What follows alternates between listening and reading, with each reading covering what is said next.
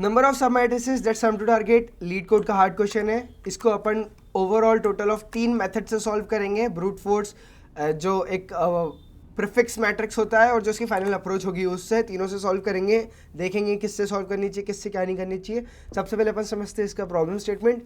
अपन को यहाँ पे 2 चीज़ें गिवन है, एक है मैट्रिक्स जो कि n क्रॉस m की मैट्रिक्स, दूसरी चीज़ है टारगेट।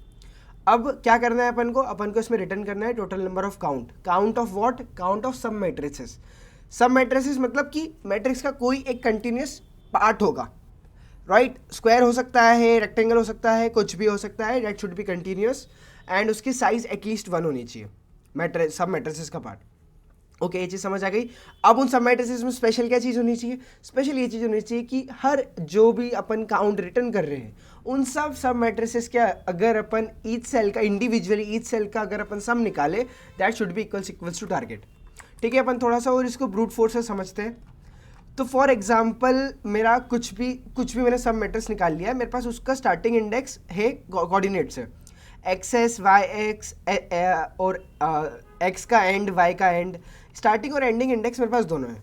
अब मैं क्या करूँगा, इसके सारे के सारे सेल्स का मैं निकाल लूँगा सम। एट द एंड मैं चेक कर लूँगा कि क्या मेरा sum is equals to target है। अगर है तो मेरे को जो करना है मैं वो करूँगा, राइट। मतलब उसको मेरे काउंट के अंदर ऐड कर दूंगा और इन द एंड मुझे ऐसे बहुत सारे सब मैट्रिसेस निकालने हैं।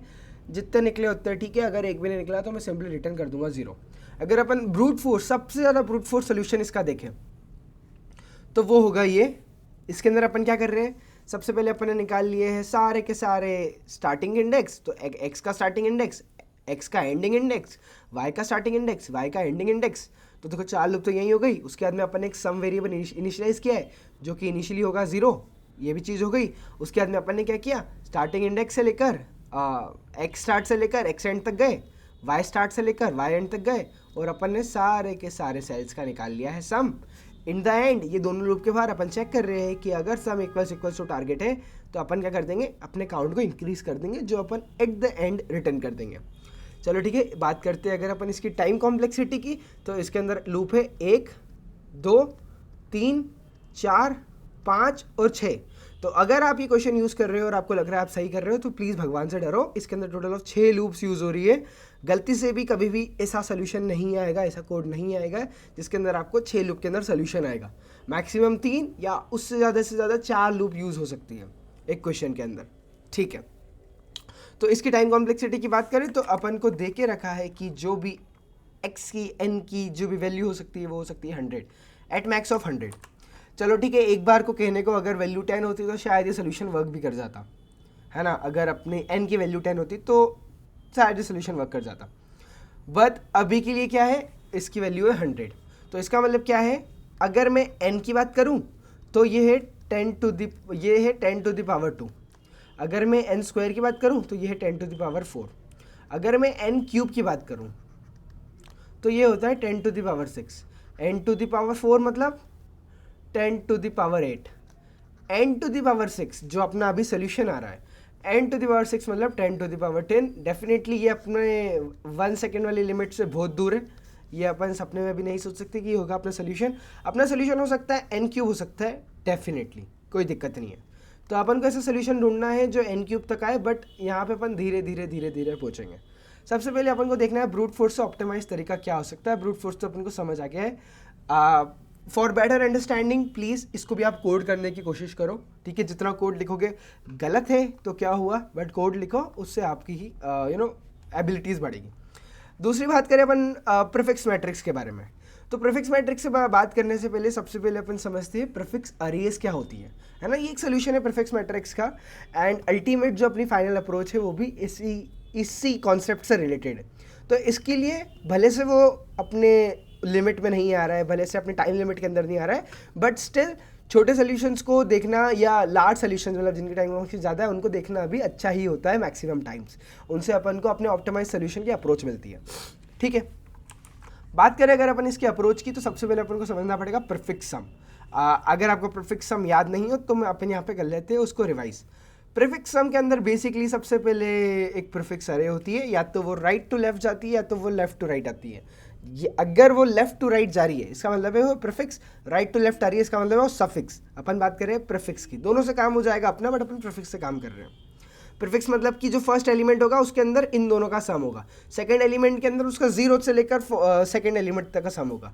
ऐसे कर करके अगर मैं फोर्थ एलिमेंट की बात करूँ तो अकेले 4 एलिमेंट से मैं पूरी की पूरी ये रो का पूरी की पूरी रो का मैं सम निकाल सकता हूँ, क्योंकि उस एलिमेंट के अंदर अपन ने वो स्टोर करके रखा है। अब इसका एक जो केस होता है वो ये होता है कि लेट्स से ये जो लाल लाल पार्ट दिख रहा है आपको, है ना, आप इतने से सोच रहे होंगे लाल पार्ट क्यों बना रखा है मैंने। लाल पार्ट इसलिए बना रखा है कि अगर मैं आपको बोलूँ कि यार ये लाल पार्ट का मेरे को सम निकाल के दो यार, मुझे तो पूरी का सम नहीं चाहिए, मुझे सिर्फ लाल पार्ट का सम चाहिए, तो उसके उसमें होता है क्रॉस सब्ट्रैक्शन। ये होता है अपना एक रूल, क्रॉस सब्ट्रैक्शन। ठीक है, क्रॉस सब्ट्रैक्शन करना है अपन को, तो क्या करेंगे अपन, ये जो फोर्थ वाला एलिमेंट है अपन को किस के बीच में चाहिए, फोर्थ और सेकंड के बीच में चाहिए, तो अपन सेकंड से एक जस्ट पहला एलिमेंट लेंगे यहाँ पे और उसको फोर्थ से कर देंगे सब्ट्रैक्ट। अगर सब्ट्रैक्ट करेंगे तो यहाँ पे छोटी सी मैथ्स की इक्वेशन लिखी है, अगर अपन इसको सॉल्व करेंगे तो अपना आंसर आएगा ये। अपन को जो पार्ट रिक्वायर्ड था वो पार्ट अपन को यहाँ पे मिल चुका है, तो दिस इज आवर आंसर। ये करके अपन को अपने प्रीफिक्स से ये आंसर मिल जाएगा। तो ये प्रीफिक्स का एक छोटा सा ओवरव्यू था, अगर आपको याद नहीं है तो।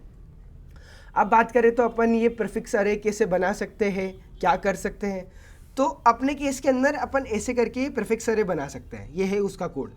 अब आप बोलोगे कि ये मैं क्या कर रहा हूँ, इसको एक बार समझाओ अच्छे से, तो चलो इसको अपन समझते हैं। ठीक है, अपन ने क्या किया है, 2D के अंदर हर एक रो के अंदर अपन चाहते हैं, जैसे इस रो है, ये वाली रो है, तो इसका यहाँ पे अपन प्रीफिक्स सम स्टोर करें। अभी के लिए आप बोलोगे कि ये 0 0 क्यों है, मैं बताता हूँ 0 0 क्यों है, 0 0 क्यों मैं बताता हूँ। चलो सबसे पहले अपन इसको ड्राई रन करते हैं, फिर इसको कोड को समझेंगे। ड्राई रन ये बात का कि लेट्स से ये 0 है, तो मैं क्या कर रहा हूँ, मैं 0 को यहाँ पे स्टोर कर देता हूँ। अब एक और चीज़, प्रीफिक्स जो भी होती है अपनी अरे, उसके अंदर अपन क्या करते हैं, अपन यहाँ से एक एलिमेंट उठाते हैं, ये एलिमेंट को लेट्स से मैंने यहाँ उठाया है, ये प्लस प्रीवियस रो, ये प्लस प्रीवियस रो, तो अपन क्या करते हैं, ये प्लस प्रीवियस रो, हमेशा यही होता है इसका फॉर्मूला कि अपन जो भी जिसको भी मैप कर रहे हैं वो प्लस प्रीवियस रो। तो अगर क्या होता ना, मेरी ये 3x3 की मैट्रिक्सेज होती ना, तो मैं क्या करता, अगर मैं यहाँ पे करता तो ये प्लस प्रीवियस रो में नहीं कर पाता। अपन को यहाँ पे इफ़ कंडीशन लिखनी पड़ती कि अगर मैं 0th इंडेक्स पे हूँ तब वो वाला काम मत करो। तो वो छोटी सी चीज़ से बचने के लिए मैंने एक बड़ा मैट्रिक्स बना लिया कि यार अब प्रीवियस इंडेक्स तो कर भी लेगा ना ऐड, तो भी ना 0 ही आएगा। मतलब मैं क्या बोल रहा हूँ, अगर अपन इसका कोड देखेंगे तो prefix of a of i of a of j is equals to prefix of a of i of a of j minus 1, मतलब कि just previous column plus matrix of i of j, है ना, plus matrix of i of j, मतलब कि इसका just previous column plus matrix of i of j। ये अपन क्यों करते हैं, क्योंकि प्रीवियस कॉलम के पास उसके पहले के सबका सम है अवेलेबल, तो अपन डायरेक्टली वो उठाते। अब अपन को एक और वैल्यू चाहिए, वो अपन को मिल जाएगी यहाँ से। चलो ठीक है, इसको अपन ड्राई रन करते हैं फटाफट से और समझते हैं क्या हो रहा है इसके अंदर। सबसे पहले तो देखो 0, तो ये 0 प्लस ये 0 कितना होता है, 0 होता है। चलो ठीक है, ये 1 आ गया, 1 प्लस 0 ये होता है 1, ये आ गया 0, 0 प्लस 1 ये होता है 1। तो ये अपन ने निकाल लिए इसकी एक रो की प्रीफिक्स सम। दूसरी रो की प्रीफिक्स सम की बात करें अपन, तो ये 1 और ये 0 हो गया 1, ये 1 और ये 1 हो गया है 2, ये 1 और ये 2 हो गया है 3। ये इसकी आ गई है ये फर्स्ट रो की थी, लेट्स से ये सेकंड रो की, और ये थर्ड रो का प्रीफिक्स सम है। अगर थर्ड रो का अब आपको समझ आ गया हो तो ये होगा 0 1 and 1, almost identical to the first row, like identical to the first row, क्योंकि दोनों के दोनों रोज एकदम सेम ही है, ऑलमोस्ट नहीं एकदम identical to the first row. तो देखो यार, मैंने यहाँ पे ना थोड़ी सी इंडेक्सिंग में गड़बड़ी कर दी है, क्योंकि यार ये 0 0 होता है, बट अपनी जो प्रीफिक्स वाला है उसके अंदर ये तो यार 0 1 है, और ये भी let's say sorry what I mean to say is कि ये 0 1 2 3 0 1 2 3 है। तो अपनी यहाँ पे स्टार्ट ही 1,1 से हो रही है ना, मैपिंग जो अपन को करनी है, तो 0 0 की मैपिंग 1,1 से करनी है। तो उसके लिए मैंने क्या किया है, ये AI और AJ अलग ही कोऑर्डिनेट्स बना दिए, क्योंकि अपन क्या कर रहे हैं, एक रो और एक कॉलम दोनों आगे आगे से समझ रहे हैं ना। तो मैंने क्या किया है, AI को i+1 पहले ही दे दिया है, AJ को j+1 पहले ही दे दिया है, और अपनी लूप तो नॉर्मली 0 से लेकर n तक ही चलेगी। तो बेसिकली दिक्कत बस अपन को, जब भी अपन प्रीफिक्स को एक्सेस कर रहे हैं ना, तो अपन को ये स्पेशल इंडेक्सेस से एक्सेस करना पड़ेगा, क्योंकि अपन ने उसको थोड़ा सा अलग बनाया है ना, दैट्स वाई। ओके, बट दिक्कत कुछ नहीं है, देखो कोड में ज़्यादा कुछ है नहीं, कुछ लोगों को थोड़ा सा कंफ्यूजिंग लग सकता है, तो उस केस में you can go with the normal approach. बस आपको ध्यान के रखना पड़ेगा, जब भी आप 0th इंडेक्स पे हो तब आप डायरेक्टली ये नहीं लिख सकते हो, क्योंकि उस केस में 0th इंडेक्स पे आप 0 -1 डेफिनेटली एक्सेस नहीं कर सकते इंडेक्स से। अगर आप उसको ऐसा लिखोगे, prefix of 0 -1, definitely this is a wrong approach. ठीक है, तो ये चीज़ से बस आपको बचना पड़ेगा, बाकी एवरीथिंग इज़ फाइन। ओके, तो अब क्या होता है, अगर आपने प्रीफिक्स का अब अपन कॉन्सेप्ट को समझते आगे, उससे क्या होगा ना, प्रीफिक्स से अपन ने देख लिया कि अपन के पास एक सब अरे का भी सम आ सकता है। तो फॉर एग्जाम्पल अपन को प्रीफिक्स से ये स्टार्टिंग इंडेक्स है ना, मतलब स्टार्टिंग रो है लेट्स से, और ये है एंडिंग रो है ना, ये स्टार्टिंग और एंडिंग रो है। इससे क्या होगा, अपन ने सबसे पहले तो सब के सब प्रीफिक्स जो भी सम था वो निकाल लिया है, और वो अपना आ गया है एन स्क्वायर में, ये अपना एन स्क्वायर में अलग आ गया है, एन स्क्वायर में अलग आ गया। तो अब दूसरी वाली एक और नई लूप चलेगी अब अपनी अलग, ठीक है। तो इसके अंदर अपन क्या करेंगे, ये स्टार्टिंग ये एंड है, इससे मुझे क्या होगा, इससे मुझे ना इस सब पार्ट का, ये जो भी अब मेरा सब पार्ट है इस सब पार्ट का मेरे पास सम आ जाएगा, इस सब पार्ट का मेरे पास सम आ जाएगा। ओके ओके, मतलब हमेशा इस सब पार्ट का तो मेरे पास सम आ जाएगा। तो अब मेरे को क्या करना है, मुझे कॉलम्स का भी ध्यान रखना है कि मुझे कितने कॉलम्स इंक्लूड करने हैं। तो स्टार्टिंग और एंडिंग कॉलम की ये 2 लूप और चलेगी, तो 2 लूप तो अपन को स्टार्टिंग और एंडिंग रोज डिसाइड करने में लग गई। अपन को अब इनमें घूम के सम नहीं निकालना है, बट यहाँ पे घूम के सम निकालना पड़ेगा।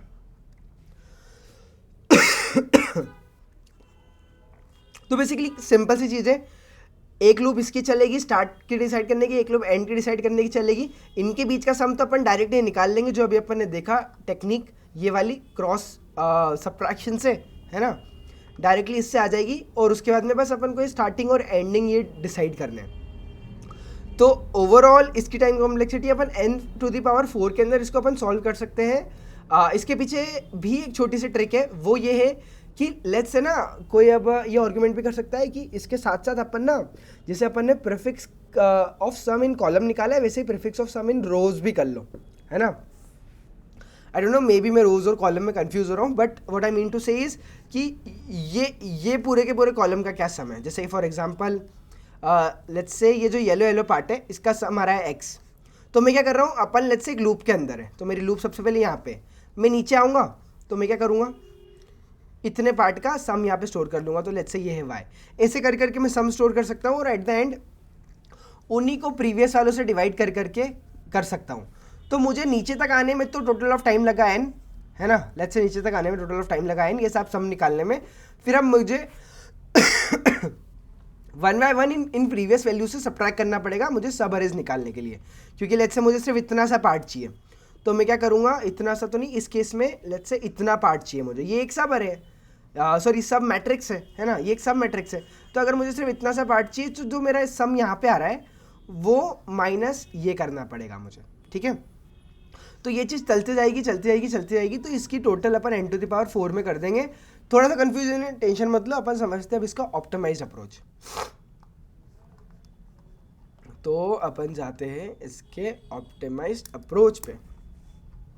Alright, so for now let's say कि ना अपनी जो भी टारगेट वैल्यू थी वो थी 2, टारगेट वैल्यू थी 2, मतलब कि we want to find a matrix whose sum is, you want to find a sub matrix, ऐसा सब मैट्रिक्स निकालना है जिसके सारे सेल्स का सम होगा 2। ओके, काफ़ी लाइक है, अच्छा क्वेश्चन है। अब कैसे निकाले, अपन को ऐसे ही दिख रहे होंगे यार बहुत सारे अच्छे सब मैट्रिक्स है जिनका सम 2 आ सकता है। एक तो क्या होगा, एक तो ये हो जाएगा, ठीक है, एक तो ये हो जाएगा, एक तो ये हो जाएगा, तो बेसिकली एक प्लस बन रहा है। तो अपन को 4 सोल्यूशन तो यहीं दिख रहे हैं कि 4 सोल्यूशन तो इसके होने चाहिए।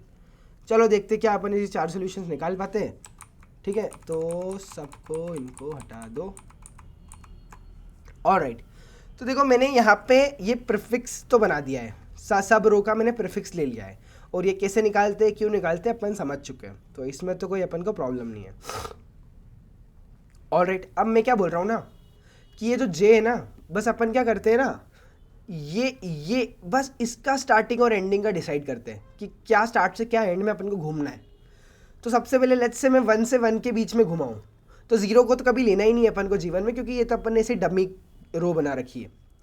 तो ये स्टार्टिंग से ये एंड तक घूमना है। तो एक बार क्या किया अपन ने, 1 और 1 के बीच में क्या क्या सोल्यूशंस आ सकते हैं। तो 1 और 1 के बीच में अपन ने इन ये तीनों का सम लिया है। ये सम किस किस का है, सबसे पहले है कि लेट्स से ये एक अकेला ब्लॉक है, इसका सम है 0, तो ये अपन ने यहाँ पे स्टोर करके रखा है। ये एक अकेला ब्लॉक है, ये 2 ब्लॉक है, ये 2 ब्लॉक मिला के, ठीक है, ये एक मैट्रिक्स है, ये एक मैट्रिक्स है, इसका सम है 1, ये अपन ने यहाँ पे स्टोर करके रखा है। ऑलराइट, ये दो मैट्रिसेस है, इसका सम है अब sorry wait a second, starting से समझते माय बैड। तो ये एक मैट्रिक्स है, ठीक है, ये एक सब मैट्रिक्स है, इसका सम है 0, यहाँ पे अपन ने स्टोर करके रखा है। और उसके बाद में ये दो सब मैट्रिक्स है, तो बेसिकली अपन वो प्रीफिक्स सम वाला काम ही कर रहे हैं, इन दोनों का सम अपन ने यहाँ पे स्टोर करके रखा है। एट द एंड ये 3 मैट्रिक्स है, ठीक है, इसका सम अपन ने यहाँ पे निकाल लिया है। तो ये जो अपन काम कर रहे हैं इसके लिए अभी तक total time complexity n cube ही लग रही है। n क्यूब क्यों लग रही है? n स्क्वायर तो स्टार्टिंग और एंडिंग डिसाइड करने में कि स्टार्टिंग पॉइंट ये है, एंडिंग पॉइंट ये है, ओके। और उसके बाद में अपन सिर्फ नीचे तो जा रहे हैं, तो ये एक और लूप हो गई।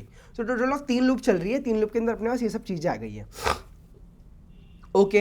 अगर इस केस में अपन को लेट्स से, अभी तो ये तो छोटा सा एग्जाम्पल है, अपन एक बड़ा एग्जाम्पल के साथ समझते हैं, ठीक है, पर अपन को इतनी चीज़ तो समझ आ गई। सिमिलरली अगर मैं 1,3 की बात कर रहा हूँ, है ना, या लेट्स से 1,2 की बात कर रहा हूँ, तो 1,2 के अंदर क्या हो जाएगा ना, लेट्स टेक दिस, 1,2 के अंदर ये हो जाएगा। सबसे पहले तो आ गया ये, इसका सम आई गेस, अगर आपको विजिबल नहीं हो तो let me just increase the size a bit. अगर ये है 1,2, मतलब स्टार्टिंग 1 है और एंडिंग 2 है, तो इस मैट्रिक्स का सम क्या हो जाएगा? 1, सिंपल एज दैट। टोटल सारे सेल्स का सम हो रहा है 1। और अगर उसके बाद में ये है, अपन एक नीचे आए, तो इसका टोटल सम कितना हो रहा है? इस टोटल का सम 1 2, तो यहाँ पे मैंने सम गलत लिख दिया है, बट इस टोटल का सम हो रहा है 1 2 3 4। लेट्स से इस टोटल का सम हो रहा है 4, तो ये अपन ने यहाँ पे इसका सम स्टोर करके रखा है 4, ठीक है। तो इसका सम था 4। लेट्स से अब एक ये सब मैट्रिक्स है, ठीक है। तो अपन ने क्या किया है, अपन ऐड करते जा रहे हैं ना यार, ये 1 था, अब ये वाली रो में आए तो ये वाली रो का सम अपने पास पहले से स्टोर्ड है अपने प्रीफिक्स में। ये देखो ये 2 स्टोर्ड था, तो मैंने क्या किया, 1 + 2 3, ओके सॉरी माय बैड, सही लिखा था, पहले सही लिखा था, 1 3 एंड 4 आई गेस ये लिखा हुआ था ना। तो देखो ये तो प्रीफिक्स है, अपन को यहाँ से अगर अपन जज करें तो देखो, एक सेकेंड, मैं गलत जगह से अपन कंपेयर कर रहे थे, अपन को कंपेयर यहाँ से करना है, ये तो प्रीफिक्स है, ये तो अपन को आंसर ला के देगा, ठीक है। वन मोर थिंग, अगर मैं इसको हटाने जाऊँ तो हट गया, ठीक है। स्टार्टिंग से समझते हैं ये वाले रो के लिए, ठीक है। One more thing, alright. अब और भी मैंने यहाँ पे कुछ गलती करी है क्या? नहीं, यहाँ पे तो और कुछ गलती नहीं है, बस अभी ये देखते हैं अपन, ठीक है। लेट्स से ये है, अपन किसकी बात कर रहे हैं, 1 से लेकर 2 की बात कर रहे हैं यहाँ पे, ये 1 से लेकर 2 इसकी बात कर रहे हैं, ठीक है। तो इसका सम कितना है? इसका सम है 1, सिंपल एज दैट, आ गया समझ में। इसका सम कितना है? इसका सम है 3। अब ये 3 कैसे आया? देखो 1 तो अपन ने पहले से स्टोर करके रखा है ऊपर वाले ब्लॉक का, है ना। नीचे वाले ब्लॉक का मुझे कहाँ से मिलेगा? नीचे वाला ब्लॉक मुझे यहाँ से प्रीफिक्स में से ला के दे देगा, तो मुझे यहाँ से मिला 2 प्लस ये किया मैंने 1, तो उससे मेरे पास आ गया ये 3। ये थी प्रोसेस। तो उसके लिए ऊपर वाला मैट्रिक्स जरूरी है, और नीचे वाले मैट्रिक्स से अपन निकाल पा रहे हैं कि टोटल सम क्या है, तो इसका तो सम 3 आ रहा है, एकदम सही। फिर ये वाला पार्ट, अब क्या हो गया है, अपन ने इतने पार्ट का तो पहले ही सोल्यूशन निकाल लिया है, ये इतने पार्ट का तो पहले ही निकाल लिया है 3। अपन को सिर्फ इतने पार्ट का और चाहिए, और इतने पार्ट का आंसर ये यहाँ पे अवेलेबल है। तो अपन ने क्या किया, ये ऊपर का पार्ट प्लस ये वाला पार्ट इज इक्वल्स टू 4। और अगर अपन क्रॉस चेक करने जाए, तो जैसे ही अपन क्रॉस चेक करते हैं तो 1 2 3 एंड 4 ये भी आ गया है 4, ठीक है। अब इस चीज़ का फ़ायदा क्या है? इस चीज़ का फ़ायदा ये है कि फॉर एग्जाम्पल ना, अगर मैं इन केस 4 - 1 कर रहा हूँ, तो अपन ने प्रीफिक्स वाले एग्जाम्पल से देखा है कि अगर मैं 4 - 1 कर रहा हूँ, मतलब कि मैं सिर्फ ये दोनों निकालना चाह रहा हूँ, तो 4 - 1 कितना होता है? 3 होता है। मतलब कि इसमें से टोटल मैंने 3 सेल्स में से एक सेल हटा दिया है, मैंने। तो इस सेल को हटाने के बाद मेरा सम आ रहा है 3। अगर अपन क्रॉस चेक करें तो ये देखो ये आ गया है 3, इसका सम है 3। मेरा कहने का मतलब क्या है, यहाँ तक मेरा सोल्यूशन था 1, यहाँ पे था 3, यहाँ पे था 4। जैसे ही मैंने किया 4 - 1, मेरा आ गया 3। मतलब कि इतने पार्ट का है 3।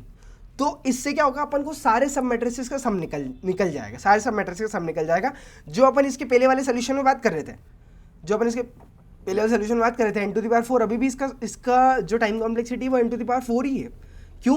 क्योंकि मैंने क्या किया, 4 से इसको माइनस किया, 4 से इसको माइनस किया, इसी तरह इतना तो मैं नहीं कर सकता हूँ, है ना। ये तो एक लूप चलानी पड़ेगी। लेट्स से नीचे और वैल्यूज़ होती तो उसमें क्या करता, मैं इससे इसको माइनस करता, इसको इससे माइनस करता, इससे इसको, इससे इसको, ऐसे ऐसे हर चीज़ के लिए करता। लेट्स से इसको भी यहाँ से माइनस करता मैं। तो इतनी बड़ी लूप तो अपन नहीं चला सकते। तो इसके लिए ना अपने पास एक ट्रिक है। क्या है ट्रिक? अपन को सम थोड़ी निकालना है इन द एंड, अपन को सम नहीं निकालना है, अपन को ये पता करना है कि जो सम आएगा, जो एट द एंड सम आएगा, क्या वो टारगेट के इक्वल होगा। अपन को यही निकालना है। अपन को सम से मतलब नहीं है, सम कितना भी आए मेरे को क्या मतलब, मेरे को तो ये पता करना है इन द एंड क्या वो सम मेरे टारगेट के इक्वल होगा। हाँ होगा तो मतलब मेरा वो आंसर का पार्ट है। अब ये तो आप बोल रहे हो यार आपने तो वर्ड को बस इधर का उधर कर दिया, तो अपन समझते हैं मैं क्या बोलना चाह रहा हूँ। तो देखो मैं क्या बोलना चाह रहा हूँ कि ना लेट्स से 1 और 3 को तो मैंने मेरे कैसे मैप में मैंने स्टोर करके रखा है, कोई मैप में मैंने स्टोर करके रखा है ना। 1 की अकरेंस आ गई है 1, 3 की अकरेंस आ गई है 1। अभी क्या किया, लेट्स से 1 की अकरेंस 1 आ गई और जिससे मुझे 3 मिला, तब मैं चेक कर रहा हूँ कि यार अब मेरे टारगेट की इक्वल है कि नहीं, कोई सी सब अरे। तो देखो मेरे सब अरे का क्या क्या पार्ट है, अभी तो ये अपन ने स्टोर करके रखा है ना।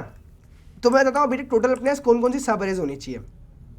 एक तो सिर्फ ये 0 और 1 वाली, एक तो ये 0 1 1 1 वाली, और एक सिर्फ ये 1 1 वाली। मतलब एक ये और एक इन दोनों का mixture.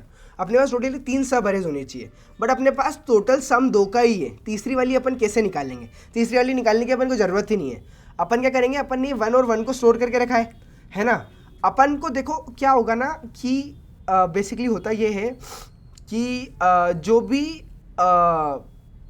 For example let's say कि मैं क्या करता उस केस में, इससे इसको माइनस करता, है ना।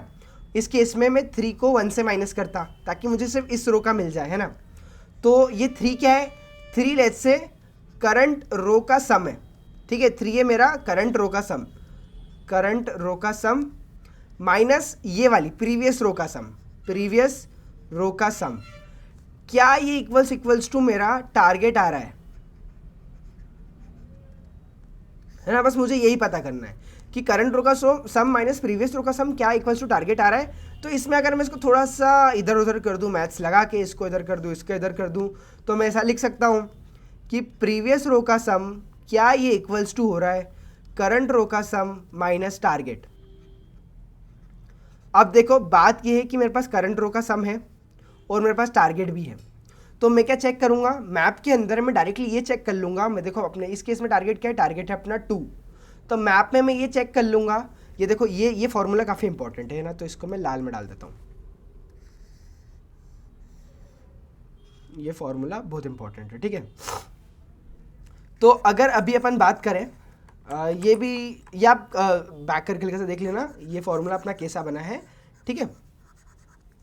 तो देखो अगर अपन करंटली बात करें तो अपने मैप के अंदर स्टोर्ड है 1 की मैपिंग पे 1, ठीक है।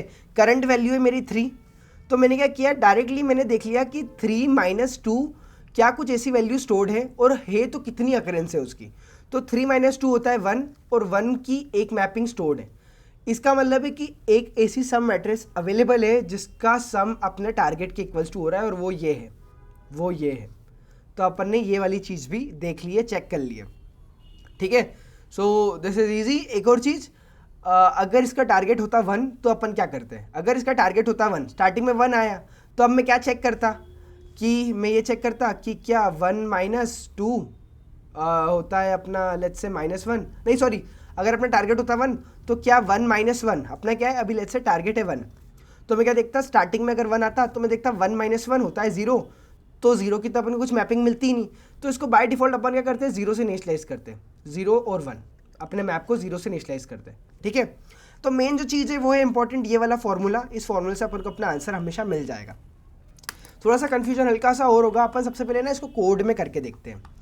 तो ये तो अपन ने जो अभी तक समझा कि प्रीफिक्स अरे अपन कैसे बना सकते हैं, ये वही पार्ट है। अभी तक तो मैंने कुछ खास कोड लिखा नहीं है, ये बस मैंने प्रिंट करके देखी थी कि यार जो मैं कर रहा हूँ वो सही कर रहा हूँ कि नहीं कर रहा हूँ। आपको मैं प्रिंट करके दिखा देता हूँ कि जो अपना प्रीफिक्स अरे का जो है जो कोड लिखा है वो एकदम सही है। तो ये देखो 0 0 0 0 0 1 1 0 1 2 3 और 0 0 1 1, तो ये जैसा अपन ने समझा था वैसा ही है एकदम।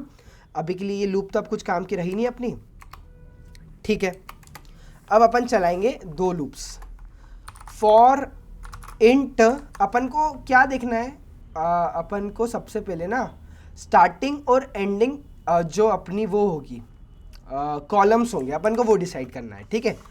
तो स्टार्टिंग कॉलम, इसको मैं नाम देता हूँ SC इक्वल्स टू, स्टार्ट कहाँ से हो सकता है, स्टार्ट हो सकता है 1 से, स्टार्ट हो सकता है 1 से, क्योंकि अपन ने ना ये जो अपनी प्रीफिक्स वाली थी इसको 1 बेस्ड अरे बना दिया है, इसको 0 बेस्ड अरे की जगह अपन ने 1 बेस्ड अरे बना दिया, दैट्स वाई। तो SC इक्वल्स टू 1, ठीक है, और SC should be less than equals to M। Total अपनी जो कॉलम्स है वो है M प्लस प्लस SC, ठीक है। नीचे एक और लूप चलाएंगे अपन जो कि एंडिंग इंडेक्स डिसाइड करेगा। तो int S end equals to, सबसे पहला एंडिंग इंडेक्स तो अपना SC ही होगा, और जो मैक्सिमम एंडिंग इंडेक्स हो सकता है वो हो सकता है खुद M प्लस प्लस SE, है ना। तो स्टार्टिंग कॉलम ये है, और स्टार्टिंग कॉलम और तो और वेट अ सेकेंड, इसका होना चाहिए था एंडिंग कॉलम, मैंने थोड़ी सी गड़बड़ कर दी है।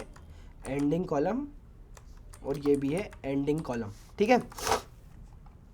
स्टार्टिंग कॉलम एंडिंग कॉलम मिल गया है। अब मैं क्या बोल रहा था, हर एक पर्टिकुलर पार्ट के लिए जब जब अपने पास वो जब भी एक पार्ट आ रहा था अपन को क्या चाहिए, उसको एक मैप में अपन मैप की मदद से अपन टोटल सब अरेज निकालने की कोशिश करेंगे, ठीक है। और अपन सम भी स्टोर करते जाएंगे। तो let's say int some equals to 0, है ना। अगर अपन यहाँ पे जाए तो देखो अपन ये सम स्टोर करके जा रहे हैं, है ना। हर एक पर्टिकुलर स्टार्टिंग और एंडिंग पोजीशन के लिए अपन सम स्टोर करते जा रहे हैं, यहाँ पे भी अपन सम स्टोर करते जा रहे हैं, ऑलराइट। तो अपन बेसिकली सम स्टोर करते जा रहे हैं और अपन को यहीं पे एक मैप भी चाहिए।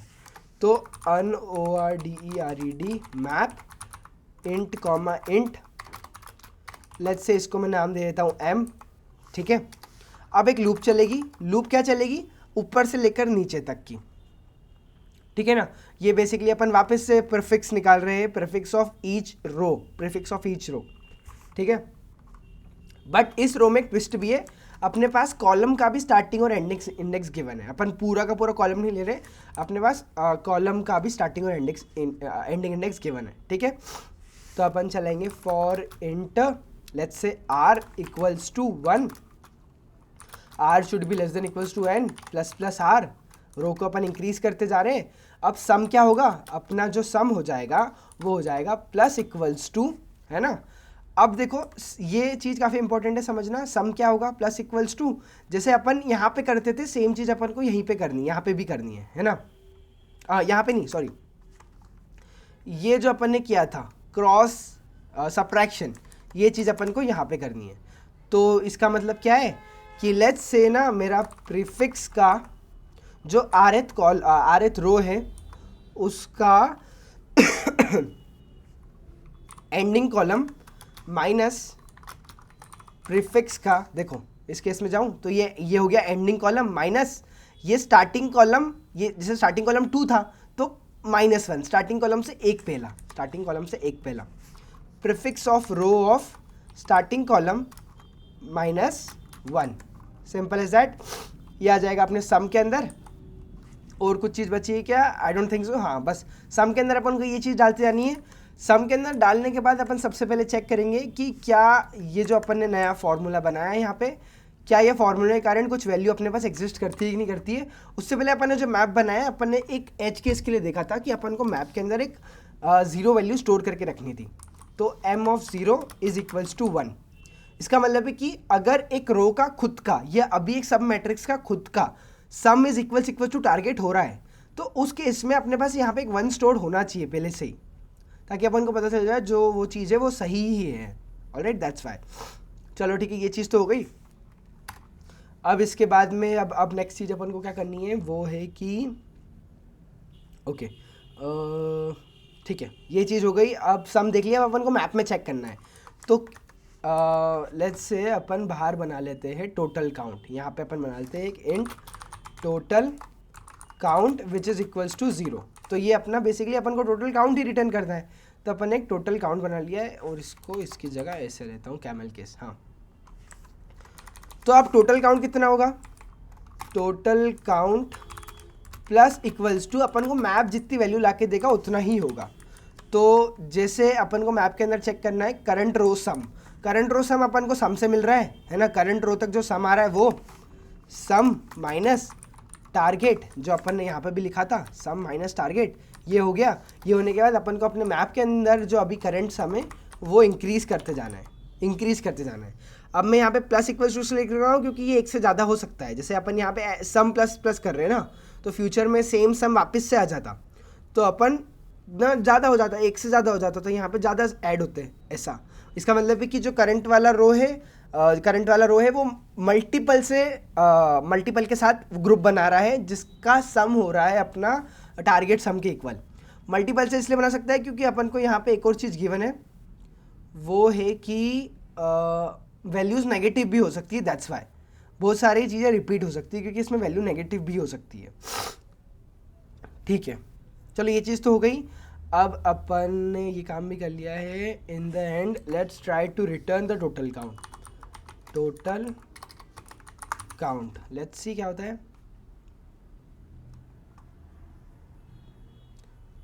Like alright, so we are pretty lucky कि अपना एक ट्राई में ही ये रन हो गया है। Let's try to submit it.